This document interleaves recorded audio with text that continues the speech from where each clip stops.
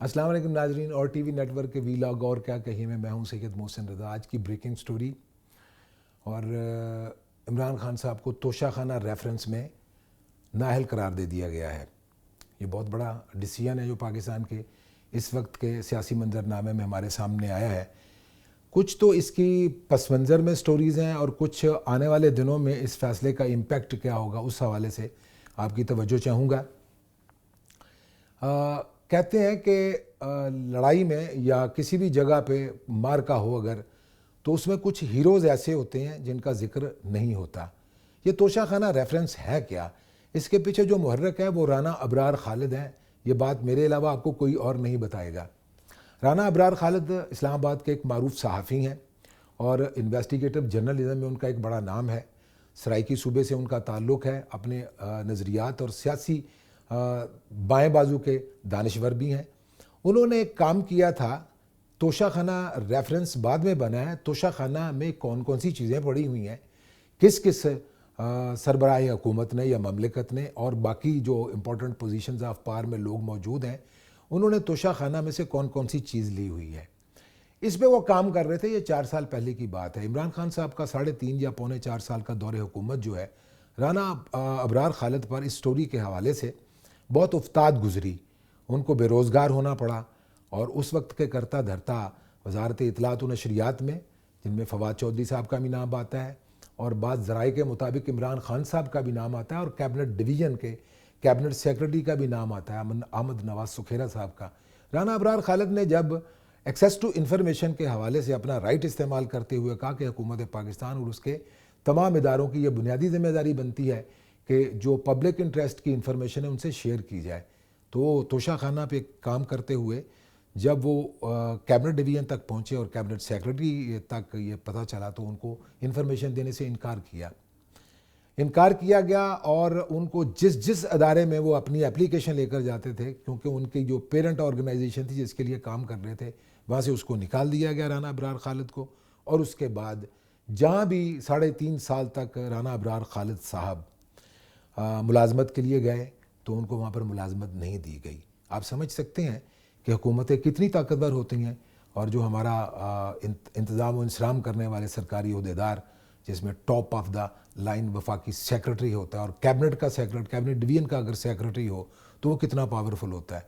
राना अबरार खालिद से अगर आपकी मुलाकात हो तो आपको वो तमाम मसाइब जो उन्होंने बर्दाश्त किए उनके चेहरे पर लिखे हुए हैं। भूख है और बेरोज़गारी है, लेकिन उस आदमी के शुजात को सलाम जिसने ये तोशाखाना के लिए तमाम इन्फॉर्मेशन इकट्ठी की।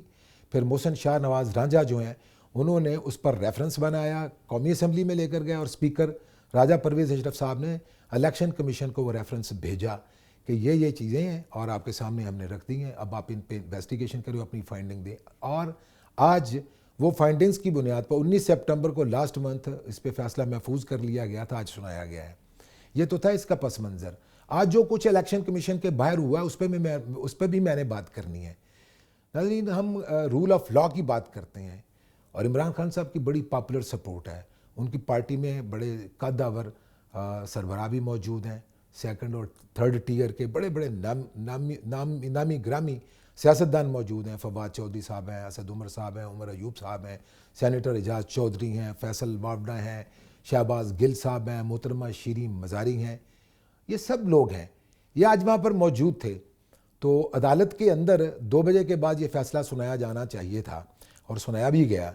लेकिन आप नोट कीजिए, तमाम टीवी फुटेज मौजूद है कि ये बड़े नाम जो मैंने अभी आपके सामने शेयर किए हैं, इन्होंने इलेक्शन कमीशन के अंदर जाने की ज़िद करते हुए वहाँ पर ड्यूटी पे मामूर जो लोग थे उनके साथ जो धक्कम पेल की, उनको गालियाँ दी और उनको रिब्यूक किया और भी बहुत सारी चीज़ें हैं जो मैं अपने प्रोग्राम में शामिल नहीं करूँगा। लेकिन उनको बहुत तकलीफ़ का सामना करना पड़ा। लेकिन ये सब लोग तमाम रुकावटें हटाकर अंदर चले गए। क्या लेने के लिए गए हैं?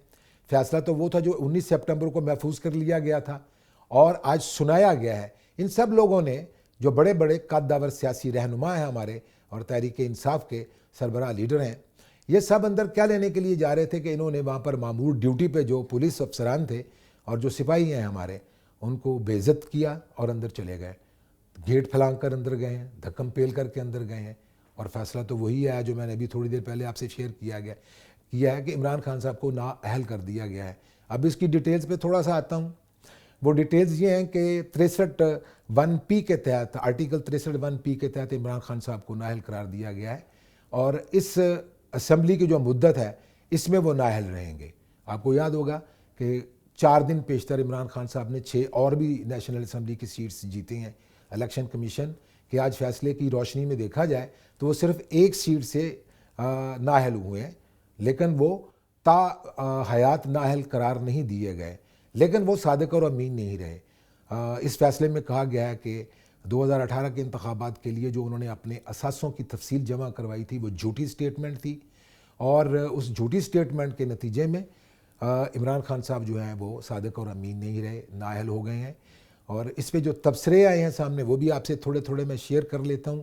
لیکن اس کا امپیکٹ کیا ہوگا آج کے اس فیصلے کا، وہ یہ ہے کہ اب الیکشن کمیشن نے کہا، حکومت کو انہوں نے ڈائریکشن دی ہے کہ فوجداری کے تحت عمران خان صاحب کے خلاف جھوٹی سٹیٹمنٹ جمع کروانے پر مقدمہ درج کیا جائے، یعنی فوجداری کا مقدمہ درج ہوگا. پھر جس طرح سے عام طور پر ہوتا ہے کہ مال مسروقہ برآمد کیا جاتا ہے، جو تحائف عمران خان صاحب اپنی ذاتی استعمال میں لائے، جن کا ذکر انہوں نے اپنے ایسٹس میں نہیں کیا تھا. ایک اور بھی اینگل اس کا یہ ہے کہ پیپلز پارٹی کے یا نواز لیگ کے یا دیگر پارٹیوں کے جو بھی لوگ توشہ خانہ سے لے جاتے ہیں چیزیں، انہوں نے اپنے ذاتی استعمال میں رکھی ہیں. لیکن اخلاقی اگر تناظر سے دیکھا جائے تو عمران خان صاحب کو ہی یہ ڈسکریڈٹ جاتا ہے کہ انہوں نے نہ صرف یہ کہ توشہ خانہ سے وہ چیزیں لیں وہاں سے، بلکہ ان کو انٹرنیشنل مارکیٹ میں بیچا بھی ہے، جس میں قیمتی گھڑیاں بھی ہیں، اور جن کے تناظر میں یہ بات کہی جا سکتی ہے کہ کچھ ایسے ریفرنسز بھی موجود ہیں کہ عمران خان صاحب کی اس حرکت کا بین الاقوامی سطح پر بہت برا منایا گیا. اور سعودی عرب کے بادشاہ اور ولی عہد کے حوالے سے بھی اگر بات کی جائے تو اس چیز کو، جو انہوں نے تحفے میں ملنے والی اتنی قیمتی گھڑی جو ہے دبئی میں کسی شخص کو یا کسی دکان پہ جا کے وہ بکوا دی تھی، تو اس کا بھی برا مانا گیا، اور پاکستان کو شاید اس کی قیمت بھی ادا کرنا پڑی ہے. اب آتے ہیں آج کے تبصرے. فواد چودھری صاحب نے فوری طور پر باہر نکل کے یہ کہا، اندر دھکم پیل کر تو اندر چلے گئے تھے الیکشن کمیشن کی عدالت میں، باہر آتے ہی انہوں نے بیان داغے ہیں بڑے خطرناک قسم کے. الیکشن کمیشن کے منہ پر یہ فیصلہ بڑا تماچا ہے. الیکشن کمیشن جو ہے یہ P D M Nawaz Sharif کی یہ لونڈی ہے. پھر انہوں نے یہ بات کہی ہے کہ 22 کروڑ عوام جو ہے ان کی توہین ہے. پھر انہوں نے کہا کہ یہ آئین کی توہین ہے، یہ قانون کی توہین ہے.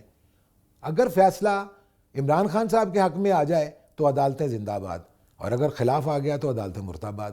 یہ فواد چودھری صاحب کا کہنا ہے. اسی طرح کے دیگر لوگوں نے بھی کہا ہے کہ الیکشن کمیشن کا، اسد عمر صاحب کہتے ہیں کہ یہ اس کا فورم ہی نہیں ہے، اس کی اتھارٹی نہیں ہے. اب وہ چیلنج کرنے جا رہے ہیں اور کہتے ہیں کہ اسلام آباد ہائی کورٹ میں آج ہی شام وہاں پر پہنچیں گے اور اس کو چیلنج کریں گے. اس کا چیلنج کرنے کے بعد کیا نتیجہ نکلتا ہے، نہیں نکلتا، اس فیصلے کو برقرار رکھتی ہے عدالت عالیہ یا اس کو معطل کر دیتی ہے، منسوخ کر دیتی ہے، یہ بات کی بات ہے. لیکن یہ فیصلہ جو عمران خان صاحب کے خلاف آیا ہے یہ ریکارڈ پہ رہے گا. مریم نواز شریف صاحب کی صاحبزادی ہیں، نائب صدر ہے مسلم لیگ نون کی. انہوں نے ڈائیٹرائب اس کو کہتے ہیں، سخت تنقید کرتے ہوئے عمران خان صاحب کے خلاف یہ کہا ہے کہ وہ سرٹیفائیڈ جھوٹے ثابت ہوئے ہیں اور میاں بیوی نے مل کے چوری کی ہے، پاکستان کے قومی خزانے کو انہوں نے لوٹا ہے. اس طرح کی سٹیٹمنٹس آئیں گی. لیکن خطرناک ترین بات یہ ہے کہ اس فیصلے کے سنائے جانے سے پہلے اور بعد میں بھی ریڈ زون کے اندر حالات اتنے زیادہ کشیدہ ہیں کہ ابھی اطلاعات موصول ہو رہی ہیں کہ وہاں پر گولی چلی ہے، فائرنگ ہوئی ہے، بھگدڑ مچی ہے. رینجرز کو وہاں پر متعین کیا گیا ہے. لوکل پولیس کے بس کا کام ہی نہیں تھا کہ وہ روک سکتی. اب نون لیگ کے اور تحریک انصاف کے ورکرز جو ہیں وہ نعرہ بازی کر رہے ہیں. جب میں آپ سے بات کر رہا ہوں تو ایک دوسرے کے خلاف وہاں پر ٹینشن کا ماحول ہے. اور فواد چودھری صاحب نے کال دی ہے ملک بھر سے تحریک انصاف کے جتنے بھی ورکرز ہیں ان کو کہا ہے کہ وہ باہر نکلیں. عوام کو انہوں نے کال دی ہے کہ اس فیصلے کے خلاف احتجاج کریں. Next course of action in کا کیا ہوگا وہ ابھی تک مجھے معلوم نہیں ہے. لیکن یہ چند ایک معروضات ہیں جو میں نے آپ کے سامنے رکھی ہیں کہ عدالتیں یا ادارے جو ہیں اپنا کام کرتے ہیں، ان کو کرنے دینا چاہیے. اس فیصلے کا ظاہر ہے ایک نیگیٹو امپیکٹ ہے، تحریک انصاف اس پہ لازمی طور پر ریئیکٹ بھی کرے گی.